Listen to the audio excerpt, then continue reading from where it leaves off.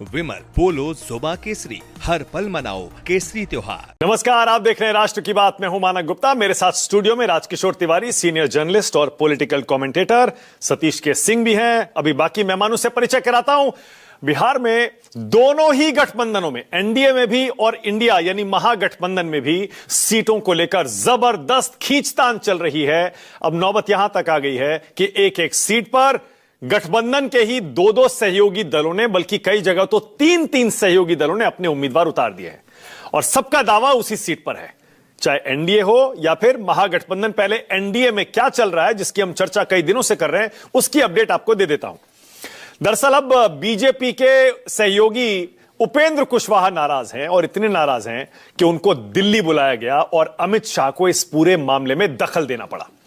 उपेंद्र कुशवाहा को आपको पता है 6 सीटें दी गई हैं, लेकिन जब से 6 सीटें मिली हैं, सीटों के बंटवारे का अनाउंसमेंट हुआ है, उसके बाद से उपेंद्र, कभी चिराग पासवान नाराज, कभी जीतन राम मांझी नाराज, अब उपेंद्र कुशवाहा नाराज। कुशवाहा जी को बिहार बीजेपी के नेताओं ने पटना में मनाने की खूब कोशिश की, लेकिन कामयाबी नहीं मिली। आखिरकार अमित शाह को इंटरवीन करना पड़ा और उनको दिल्ली बुलाया गया। दिल्ली आए नित्यानंद राय के साथ उपेंद्र कुशवाहा। बैठक से पहले, अमित शाह से मिलने से पहले बोले, एनडीए में कुछ ठीक नहीं है, all is not well in NDA. उसके बाद अमित शाह से बैठक हुई। फिर बैठक के बाद कहते हैं, हमें उम्मीद है कि एनडीए की सरकार बनेगी, सब सहयोगी खुश हो जाएंगे। बैठक से पहले और बैठक के बाद क्या बोले उपेंद्र कुशवाहा, सुनिए।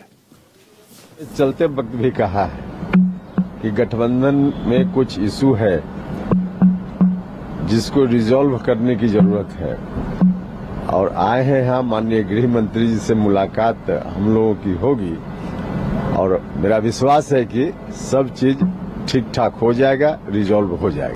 हम लोग आए, माननीय गृह मंत्री जी के साथ मुलाकात हुई और उस इशू पर विमर्श हुआ और विमर्श के उपरांत अब हम उम्मीद करते हैं कि कोई कठिनाई आगे नहीं होगी। एनडीए की सरकार बिहार में निश्चित रूप से बनेगी। हर तरह से एनडीए में सभी घटक दल के लोग तैयार हैं। अब आपको दिखाता हूं, देखिए एनडीए में सीट शेयरिंग पर कौन कितनी सीट लड़ेगा, यह अनाउंसमेंट तो 2-3 दिन पहले हो गया था, लेकिन किस सीट पर कौन लड़ेगा यह अभी तक नहीं हुआ। अब इस बीच क्या हुआ, सभी सहयोगी दलों ने अपने अपने उम्मीदवारों की लिस्ट जारी करना शुरू कर दिया। जैसा मैंने पहले बताया, कुछ सीटों पर नौबत तो यह आ गई थी चिराग पासवान के खाते में, वहां बीजेपी ने भी कैंडिडेट दे दिया। कुछ जगहों पर जेडीयू ने कैंडिडेट दे दिया। जीतन राम मांझी कह रहे थे चिराग पासवान की 2 सीटों पर मैं भी उम्मीदवार उतार दूंगा। कैसे मामला फैला है और रायता भी फैला है, जरा आपको बता देता हूं। तो 9 सीटें ऐसी हैं जो, जैसा हम कल भी आपको बता रहे थे, जिस पर नीतीश कुमार नाराज है, अपने नेताओं से नाराज हैं कि वो ऐसी डील कैसे कराए। फिर वो चिराग पासवान से नाराज हैं, बीजेपी से नाराज हैं कि ये सीटें तो हमारी थी, ये इनको कैसे दे दी गई। अब एलजेपीआर से ज्यादा नाराजगी नीतीश कुमार की बढ़ गई, क्योंकि एलजेपीआर ने भी अपने उम्मीदवारों को सिंबल देना शुरू कर दिया। सहमति बनी नहीं है कौन किस सीट पर लड़ेगा, सिंबल देना शुरू कर दिया चिराग पासवान ने। तो जेडीयू ने भी एलजेपीआर के खाते वाली सीटों पर अपने उम्मीदवार उतारना शुरू कर दिया। अब एलजेपीआर ने गरखा, बखरी और ब्रह्मपुर, गोविंदगंज, इन सीटों पर सिंबल बांट दिए। इससे भी जेडीयू नाराज।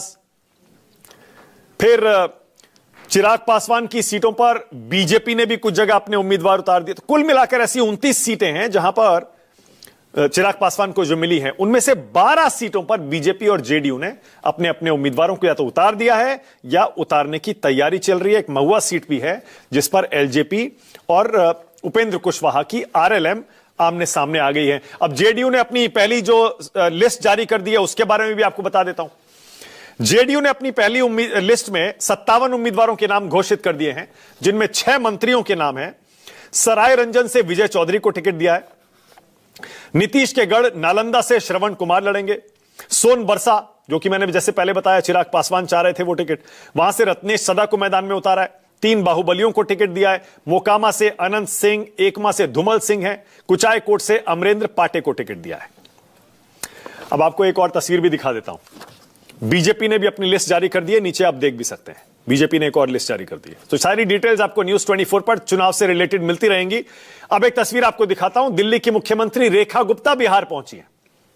और वो इसलिए क्योंकि वहां के डिप्टी सीएम विजय कुमार सिन्हा ने अपना नामांकन दाखिल किया और रेखा गुप्ता उनके साथ नामांकन के समय मौजूद रही।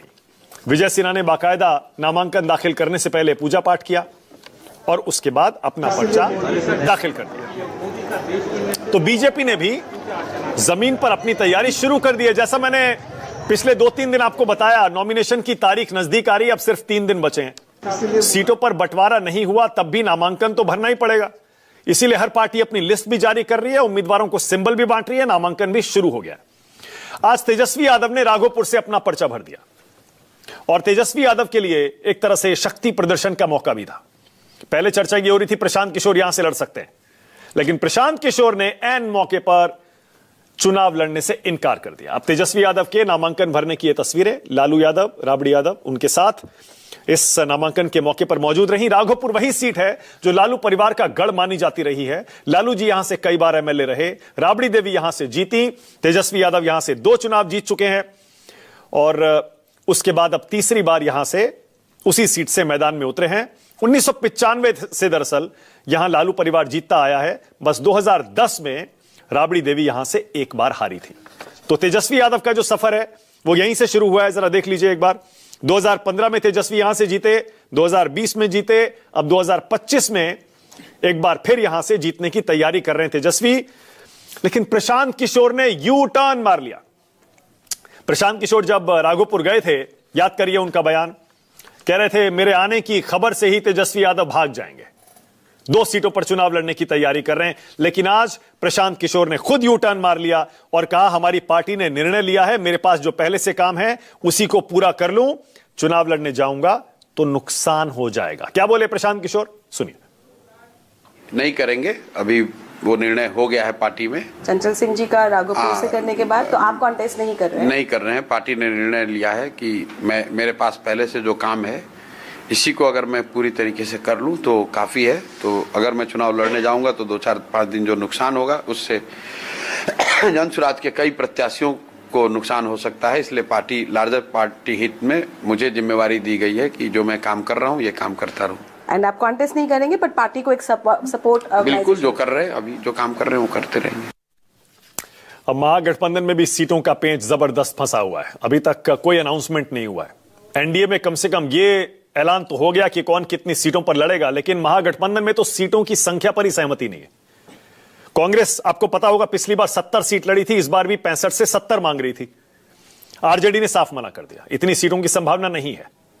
कांग्रेस ने अपनी डिमांड थोड़ी घटाई है, 61 सीटें। अब जो हमारे पास सूत्रों से खबर आ रही है, आरजेडी कांग्रेस को 61 सीटें देने पर तैयार हो गई है, लेकिन कौन सी सीट कौन लड़ेगा इस पर सहमति अभी भी नहीं है। कांग्रेस के नेताओं का आरोप है पिछले चुनाव में हमें 70 सीटें दी गई, लेकिन उसमें से बहुत सी सीटें ऐसी थीं जिनका जीतना नामुमकिन था, मुश्किल सीटें थी। इस बार इसीलिए कांग्रेस पार्टी मजबूत सीटें चाह रही है जहां जीतने की संभावना ज्यादा हो। आरजेडी 61 पर तैयार तो है, लेकिन उन सीटों पर तैयार नहीं है जो कांग्रेस मांग रही है, और इसीलिए अभी तक कोई सहमति सीटों की संख्या पर भी महागठबंधन में नहीं हो पाई है। पर हां, एक और जो खबर आई है वो ये कि तेजस्वी यादव मुकेश सहनी को 18 सीटें देने पर तैयार हो गए हैं और मुकेश सहनी भी इसके लिए तैयार है। अब आपको 2 विरोध प्रदर्शनों की तस्वीरें दिखाता हूं, जरा देखिए। जिन हर चुनाव में होता है, इसमें नया कुछ नहीं है। जब भी किसी का टिकट कटता है, उसके समर्थक पहुंच जाते हैं बड़े नेता के घर और यूं ही प्रदर्शन करते हैं। तो फिलहाल बीजेपी और जेडीयू ने जो अपने उम्मीदवार उतारने शुरू कर दिए हैं, तो नाराज उम्मीदवार और उनके समर्थक प्रदर्शन पर उतर आए।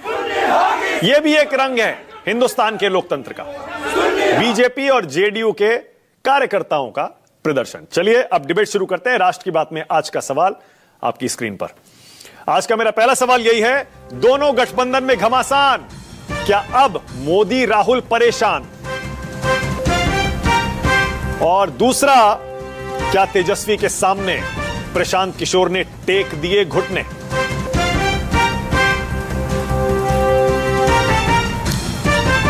आज राष्ट्र की बात में मेरे साथ बीजेपी से के शर्मा, कांग्रेस से डॉली शर्मा है।